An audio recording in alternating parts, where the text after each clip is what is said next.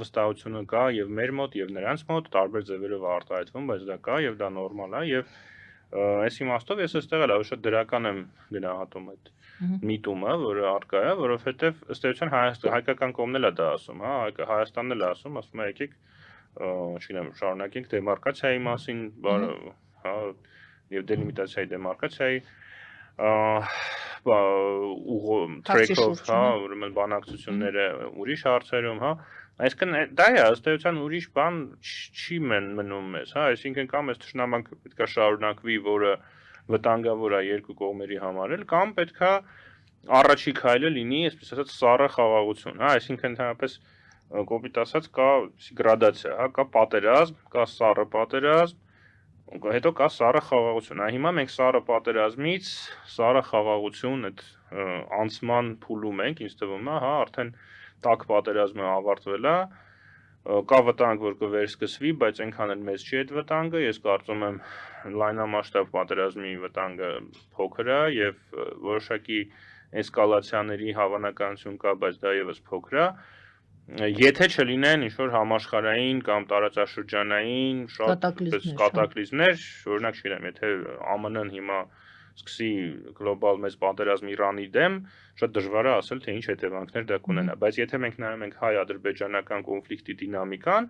հա, այդ կոնֆլիկտի դինամիկան արդեն գնում է դեպի սառեցում, հա, գնում է դեպի կոնֆլիկտի ավարտ։ Սա չի նշանակում, հիմա չեմ ուզում ստացվի, որ ես համաձայնում եմ Ալիևի հետ, հա, բայց ամեն դեպքում ինքը ինչ-որ իրականություն մոտեցող բաներ է սկսել ասել եւ դա դրական է, հա, որ իրոք, հա, մեջ դեռ տասնամյակներ գուցե կպահանջվի, որպեսզի անձնական շփումները վերականգնվեն, տնտեսական կապերը վերականգնվեն եւ այլն, բայց ամեն դեպքում, հա, դե ամեն դեպքում ես կարծում եմ, որ Հայաստանի եւ Ադրբեջանի միջև պատերազմի բացակայությունը արդեն իսկ շատ դրական արդյունքներ կտա մեզ համար, թե իրենց համար ինչ արդյունք կտա ես չգիտեմ, քանի որ ես չեմ կարծում, որ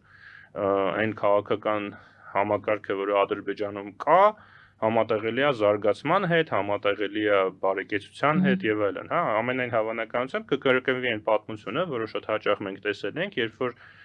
երկու երկրներ պատերազմում են եւ մեկը պարտվում է, մյուսը իբր հաղթում է, բայց ասենք 40 տարի հետո այդ պարտված երկիրը շատ ավելի լավ է ապրում, քան այսպես կոչված հաղթած երկիրը։ Ես համոզված եմ, որ Հայաստան-Ադրբեջան այս զույգում այդ դինամիկան է կրկնվելու եւ մի քանի տասնամյակ հետո Հայաստանը շատ ավելի լավ տեղում է գտնվելու, քան Ադրբեջանը, բայց եթե Ադրբեջանը շարունակի իր զարգացումը այն ուղով, որով նա այսօր շարունակում է։ Բայց ամեն դեպքում մեզ դա չպիտի այսօր զբաղեցնի, հա, մեզ համար կարևոր է, որ մենք որպես Հայաստան ունենանք խաղաղություն, ունենանք խաղաղ զարգանալու, հենց կարծում եմ ճիշտ է նման համաժողովների մասնակցելը, ճիշտ է Թուրքիայի հետ բանակցելը, ճիշտ է ինչ-որ քայլեր անելը, հա, որոնք Հայաստանից մեծ հաշվով ոչ մի բան չեն պահանջում, ասենք նրանից որ Միրզոյանը կամ Ռուբինյանը գնացին Անտալիա, դրանից մենք ոչ մի բան չենք խոսում։ Հասարակությունը ինչպես է դրան վերաբերվում։ Դե հասարակությունը, գիտեք ինչ, հասարակությունը ցավոք սրտի հայկական հասարակությունը նույնիսկ ասեի, նույնիսկ հասարակության ինչ-որ մի հատվածը շատ վաղուց ունի անիրատեսական պատկերացումներ աշխարհի մասին եւ հասարակության այդ հատվածի պատկերացումներով եթե մենք առաջնորդվենք, Հայաստանը վաղուց գոյություն չէր ունենա եւ մենք ցավոք սրտի որոշ ժամանակ առաջնորդվում էինք այդ պատկերացումներով, դա բերեց 20 թվականի պատերազմին, Արցախի կորստին եւ դրա հետ կապված բոլոր ողբերգական իրադարձություններին։ Դրա համար հիմա ժամանակն է, որպեսզի մենք պրագմատիկ մոտենանք։ Իհարկե այստեղ վտանգ կա, որ ներկա կառավարության այս պրագմատիկ քայլերը ըմբռնում չեն գտնի հասարակության մեջ եւ օրինակ հաջորդ ընտրություններում կգա ինչ-որ պոպուլիստական ուժ իշխանության, որը կդադարեցնի այդ ամեն ինչը, բայց ես կարծում եմ, որ Անտալիա գնալը այդ այն քայլը չի, որը կարող է ինչ-որ ազդեցություն ունենա ընտրությունների վրա, հա, այսինքն ասենք այդ սահմանադրական հանրաքվեճի, սա ընդհանրապես դիվանագիտական քայլ է, որի մասին շատ քչերն են մեծ հաշվով իմանում, իսկ վնասը շատ ավելի մեծ կարող է լինել, հա, եթե չգնան Անտալիա, դա արդեն դեմարշ է։ Չգնալու վնասը։ Չգնալը դա դեմարշ է, գնալը դա դրական քայլ է, հիմա կարող է այնտեղ ինչ-որ օգտակար հանդիպումներ ունենան, կարող է զուտ ձևական հանդիպումներ ունենան, ուղղակի նստեն սուրճ խմեն իրար հետ, բայց նույնիսկ այդ նստել իրար հետ սուրճ խմելը արդեն իսկ դրական է։ Առավել եւս, որ ես կարծում եմ, որ Թուրքիայի դիրքորոշումը իրոք ինչ-որ չափով փոխվել է, իրատեսական սահմաններում բարձր Թուրքիան հայամետ չի կարող լինել ու կմնա միշտ էլ Ադրբեջանամետ, բայց առնվազն այս ակտիվ, ագրեսիվ դիրքորոշումից Թուրքիան անցել է ավելի այսպես пассив դիտորդի եւ նույնիսկ ինչ որտեղ խաղարարի դերի, հա, այսօր, այսինքն ասում է, ճիշտ ասում է, որ հա առանց Ադրբեջանի պայմանների մենք եթե չկատարվի մենք չենք բացի միակողմանիորեն սահմանը, բայց նաև Ադրբեջանին բազմիցս հորդորել է, որ ժամանակ նախահաղության պայմանագիր կնքել եւ այլն եւ այլն։ Հաջորդ թեմային անդրադառնանք Թրամփի սակագները մոտ 70 երկրների Թրամփի հետ բանակցելու ցանկությունը եւ այսօրվա սկանդալային այդ Թրամփի ձևակերպումը, ես չեմ ուզում մեջբերեմ ձևակերպումը, բայց մեծ սկանդալ է բարձրացրել, որը ցույց է տալիս, այլ դուք ասեք, ինչ է ցույց տալիս, երբ որ Թրամփը ասում է, հա 70 երկիր եկել են եւ խնդրում են ինձ, ասում են մենք ամեն ինչ կանենք։ Դե գիտեք Թրամփի մասին կարելի է ժամերով խոսել, որտեվ իրոք շատ բազմաթիվ թեմաներ է տալիս, մարդը կարողանում է միշտ լինել ուշադրության կենտրոնում, բայց ես կարծում եմ իրականությունը իրականում շատ պարզ է, հա, այսինքն նա անում է այն, ինչ ինքը միշտ ասում էր, որ կանի, ուղղակի վերլուծաբանները, լրագրողները եւ այլն մտածում էին, որ չէ, դժվար թե ինքը իրոք նման քայլեր անի, դա պարզապես դեմագոգիա է, պարզապես պոպուլիզմ է, նա ուղղակի դա ասում է, որպեսզի իրեն ընտրեն, բայց էլ լուրջ քաղաքական գործիչը հասկանում է, որ նման բաներ անել չի կարելի։ Բայց դա լուրջ քաղաքական գործիչ չի, նա շոու բիզնեսի ներկայացուցիչ է, իսկ Ամերիկայի Միացյալ Նահանգներում ընտրությունները դա շոու բիզնեսի ոլորտ են մեծ հաշվով, դրա համար ընտրություններում նա փայլուն հաղթանակ տարավ։ Բայց ընտրություններում փայլուն հաղթանակ տանելուց հետո պետք է նաև կարողանալ երկիրը կառավարել։ Իսկ Թրամփը ոնց ասենք, որ հետո ինձ ԱՄՆ վիզա տրամադրեն, եթե պետք լինի, չմերժեն, հա, կամ չգիտեմ, դեպորտ չանեն, եթե ես այնտեղ հայտնվեմ, այսպես ասենք, մասնագետ չի որևէ ոլորտում, հա, դա էլի նորմալ է, շատ քաղաքական գործիչներ կան, ովքեր որևէ ոլորտում մասնագետ չեն։ Բայց Ռեյգանը, հա, օրինակ Ռեյգանի մասին ասում են, որ նա մի գիրք է կարդացել, մենակ դա Աստվածաշունչն է, չնայած էլի հարցը կարդացել էր թե չէ, Թրամփի մասին ասում են ինքն էլ մի գիրք կարդացել, հենց իր գրած գիրքն է, բայց դա էլ հարց է ինքը կարդացել է թե չէ, որտեղ ուրիշ մարդ է իր փոխարեն գրել։ Բայց հասկանում եք Ռեյգանի նման գործիչները նրանք գոնե լսում էին մասնագետներին կամ լսում էին իրենց թիմի անդամներին, ովքեր իրենց հերթին լսում էին մասնագետներին, հա, եւ Ռեյգանը իրականում հենց ուժեղ քաղաքական գործիչ է, ոչ թե մասնագետն է, այլ այն մարդն է, որը կարող է ոչ մի բանի մասին ոչինչ չիմանա, բայց պետք եղած ժամանակ 1, 2, 3 մասնագետի լսելով հասկանա այդ խնդիրը ու ճիշտ որոշում ընդունի։ Այդ թակավորն ու նազիր վեզիրներն են։ Դե դա ցավոք սրտի հատկապես ավտորիտար համակարգում քաղաքական գործի ֆունկցիան դա է։ Բայց Թրամփը ինքը չի ուզում մասնագետներին լսի, եւ նույնիսկ նրա շրջապատը մասնագետներին չի լսում, հա, այսինքն եթե Թրամփի շրջապատում լինեին մարդիկ, ովքեր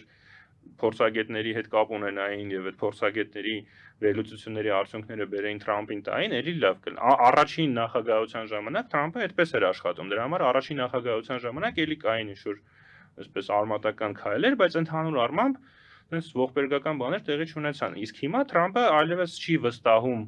այն մարդկանց, ովքեր առաջին նախագահության ժամանակ ապահովում էին շատ թեքիչ ինչ-որ կայուն քաղաքական գիծ, այն մարդիկ Թրամփի շրջապատում, ովքեր բավական լուրջ քաղաքական գործիչներ են, նրանք գերադասում են Թրամփին չհակադարձել եւ ամեն ինչի հետ համաձայնվել, հա, օրինակ J.D. Vance-ը, փոխնախագահը կամ Մարկո Ռուբիոն, պետքարտուղարը, նրանք բավական լուրջ քաղաքական գործիչներ են, գուցե նրանք փորձագետ չեն, բայց նրանք հաստատ այն մարդկանցից են, ովքեր փորձագետների հետ շփվում են, հա, կամ գոնե հասկանում են փորձագիտության կարևորությունը։ Բայց նրանք չեն առարկում Թրամփին, որտեղ Թրամփը չի սիրում, որ իրեն առարկում են։ Հա, եւ նրանք հասկանում են, հաշվի առնելով Թրամփի նախորդ նախագահության փորձը, նրանք հասկանում են, որ եթե նրանք շատ առարկեն Թրամփին, Թրամփը իրանցից կազատվի։ Դրա համար Թրամփը անում է այն ինչ ուզում է եւ այն խնդիրները, որը Թրամփը դնում է, շատերը կարող է համաձայնվեն տնտեսագետներից կամ փորձագետներից, որ իրոք այնտեղ խնդիր կա եւ պետք է դրանով զբաղվել։ Բայց այն ձևը, որով Թրամփը դրանով զբաղվում է, հա, կամ ընդհանրապես այն ամբողջ մոտեցումը, որը Թրամփը ունի, դա ես կարծում եմ բերելու է շատ պես դեստրուկտիվ հետևանքների եւ գուցե համաշխարհային զարգացման ամբողջ մարդկության զարգացման համար հիմա պետք էր որ այդպիսի բան տեղի ունենա, հա։ Թրամփը ասում է ես բուժման պրոցես եմ։ Հա, բայց գիտեք ինքը մի քիչ ինձ հիշեցնում է այդ մահապարտ ահաբեկիչներին, հա, որ իրենք գնում են, իրենց պայթեցնում են, արդյունքում այդ խնդիրը լուծվում է, բայց իրենք էլ ընթացքում պայթում են, հա, հիմա ասենք Թրամփը ըստ էության Ամերիկայի երկարաժամկետ շահերը շատ լուրջ վտանգի է ենթարկում, որովհետև նույնիսկ եթե ինքը այդ տարիֆների արդյունքում ինչ-որ մի երկիր գա եւ համաձայնվի ինչ-որ խնդիրներում Թրամփին ընդառաջ գնա եւ այլն, որը էլի այնպես չի որ դա հաստատ տեղի կունենա, հաստատ ինչ-որ երկրներ չեն համաձայնվի, ինչ-որ երկրներ կխաբեն նրան, ինչ-որ երկրների պարագայում այդ process-ը անverջ կտևի, բայց նույնիսկ եթե ինքը ինչ-որ կարճաժամկետ արդյունքների հասնի, որը էլի հաստատ չի, հա, վստահությունը Ամերիկայի հանդեպ կվերանա, հա, որովհետև մինչև հիմա Ամերիկան իրականում տեսեք, այստեղ հետաքրքիր բան կա, էլի, ասենք Թրամփը եւ իր կողմնակիցները ամբողջ ժամանակ ասում են, որ այ Ամերիկային խաբել են, Ամերիկայի հաշվին մարդիկ ապրել են, իրականում ընդհակառակը Ամերիկան շատ ձեռնտու դիրք ուներ համաշխարհային տնտեսության մեջ։ Այո, ապրանքներ Ամերիկայում չէին արտադրվում կամ քիչ էին արտադրվում, բայց Ամերիկան նրանց քաղաքականությունն էր, որտեղ նրանք հարուստ էին, նրանք պատրաստ չէին գնալ, ասենք 8 ժամ կանգնել գործարանում այդ բանի կարի մեքենայի մոտ ու ասենք ինչ-որ շորեր կարել, կամ քիմիական արտանետումներ հա, նրանք դրա փոխարեն Ամերիկան աշխարհի ֆինանսական համակարգի կենտրոնն էր, դոլարը համաշխարհային արժույթն էր եւ այլն, այնտեղ շատ դետալներ կան, ու այդ ամբողջ փողը հոսում էր ԱՄՆ։ Ուրիշ հարց, որ ԱՄՆ-ում գոյություն ունի կապիտալիստական շատ այսպես անհավասար համակարգ, ի տարբերություն Եվրոպայի, որտեղ այդ փողը բաշխվում է, Ամերիկայում, ոբիտ ասած, այդ փողի մեծ մասը գնում էր հարուստներին, աղքատներին ոչինչ չէր հասնում։ Դրա համար այդ աղքատները դժգոհ էին, որ ինչի այդ փողը մեզ չի հասնում։ Բայց Թրամփը ինքը պատրաստ չի հարուստներից այդ փողը վերցնի տա աղքատներին, հա, նրան որտեվ եւ հարուստներն են շատ հետաքրքիր դաշինք է Թրամփին բերել իշխանության։ Մի կողմից ամենահարուստները, հա, Իլոն Մասկը, մյուսը, այսպես ասած, օլիգարխները, մյուս կողմից այն աղքատ մարդիկ, ովքեր, չգիտեմ, Օկլահոմա նահանգում գործարանում աշխատում էին, այդ գործարանը փակվեց, գործարանը տարան Վիետնամ ու դրա համար նրանք մնացին առանց աշխատանքի։ Եթե օրինակ կար Բերնի Սանդերսը, որը դեմոկրատական սոցիալիզմի կողմնակից էր, նա ասում էր, եկեք այդ կոպիտ ասած Իլոն Մասկից վերցնենք նրա փողի մի մասը, տանք այդ Օկլահոմա նահանգի աղքատ մարդկանց։ Հիմա Թրամփը չի ուզում վերցնի փողը Իլոն Մասկից, որտեղ Իլոն Մասկը նրա դաշնակիցն է։ Բայց մյուս կողմից Օկլահոմայի աղքատ մարդկանց փող է խոստացել, որտեղից վերցնել այդ փողը տարիֆներ։ Թող չինացիները տան։ Բայց նրանք հաշվի չեն առնում, հա, որ այդ չինացիները, եթե ասենք մինչև հիմա այդ օրինակ Make America Great Again այդ կեպկան կամ մայկան, ասենք $10 էր վաճառվում Չինաստանում սարքած, հիմա 104%-ով ինքը կվաճառվի $20 40 ցենտով։ Ու այդ նույն Օկլահոմայի աղքատ մարդը գուցե պետությունից ավելի շատ փող ստանա, բայց ինքը կգնա խանութ եւ այդ ինֆլյացիայի արդյունքում կտեսնի, որ այդ խանութում, հա, նա ավելի շատ փող է ծախսում, քան Բայդենի ժամանակ։ Դրա համար Թրամփի այս քաղաքականությունը ես կարծում եմ ի վերջո բերելու է շատ ծանր հետևանքների հենց ԱՄՆ-ի համար, ամբողջ աշխարհի համար, իհարկե, եւ անձամբ Թրամփի եւ նրա քաղաքական թիմի համար, բայց նա իր այդ, այսպես ասած, ահաբեկիչ, հա, մահապարտ ահաբեկչի դերը կատարեց ամեն դեպքում եւ ես կարծում եմ, որ տնտեսական համակարգը համաշխարհային արդեն չի կարող վերադառնալ այն վիճակին, որում ինքը կար մինչև Թրամփի գալը։ Նա դրանում տեսնում է իր հաղթանակը, որ քանդել է եւ ոսկե դար է կարծեմ հրճակել համաշխարհային ուրեմն առևտրի եւ այդ առևտրական փոխհարաբերությունների մեջ։ Փորձենք տեսնել ինչ է ստացվելու երևի, թե որքանով է դա ոսկե դար եւ որքանով է արդարացված։ Դա երևի ժամանակը հա պետք է ցույց տա։ Հիմա բոլորը բողոքում են Իլոն Մասկն է անգամ դադարել